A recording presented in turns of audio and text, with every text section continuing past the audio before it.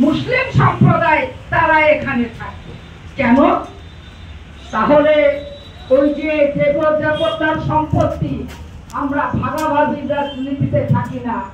আমরা বলছি যদি থাকতে হয় তাহলে সমস্ত সম্প্রদায়ের যে সমস্ত ট্রাস্ট গুলো আছে, যে সমস্ত বোর্ড গুলো আছে, সব ধর্মের মানুষের সেখানে উপস্থিতি, সেখানে তার নথি, সেখানে তার অবস্থান সুনিশ্চিত করতে হবে। শুধু সংখ্যালঘুদের বেলায় অমুসলিমদের ঢুকালে হবে না। আরে বাবা, সম্পদটা কার সেটা কে ভালো জানবে? ওয়াকফ বোর্ড ভালো জানবে, সে রাজ্য জানবে। এবার কি বললো?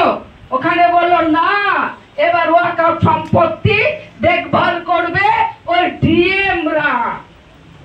এতে রাজ্যের যেমন ক্ষমতাকে ভাগ করে নিল, কেটে ছেটে দিল, তেমনি ওয়াকফের যে অধিকার, সে অধিকারটাকে একেবারে ধূলিসাৎ করে দিল। মানবে কেউ? মানবে না। ওয়াকফের মধ্যে 1995 সংশোধনের মধ্যেও দিতে দিতে 1932-এ ব্রিটিশরা সংশোধন করেছিল, কিন্তু তারাও কিন্তু সেই জায়গায় যেতে পারেনি। 1995 সংশোধনটাকে মূল সংশোধন হিসাবে ধরা হয়। 1,20,00,000 সই গিয়েছে, আপনার ভাঙর থেকেও গেছে। সমস্তারা বলেছে যে ওয়াকফ বিল সংশোধন করে নতুন আইন করা যাবে না।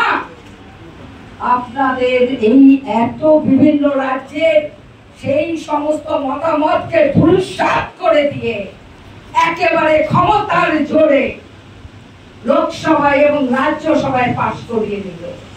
আমার মহামান্না বলেন, আমি খুব মুসলমান দরদি, মুসলমান আমার ভাই। আমি আমার এই আমাদের ভাঙর সম্মেলন থেকে আপনাদের বলি, প্রশ্ন করুন, যখন ভোট হলো তার সাংসদ শতাব্দী রায় ওই যে দেব সব অন্যান্যরা কোথায় ছিল? ভোট দিল না কেন? মাত্র 28টা ভোটের এদিক ওদিক ছিল।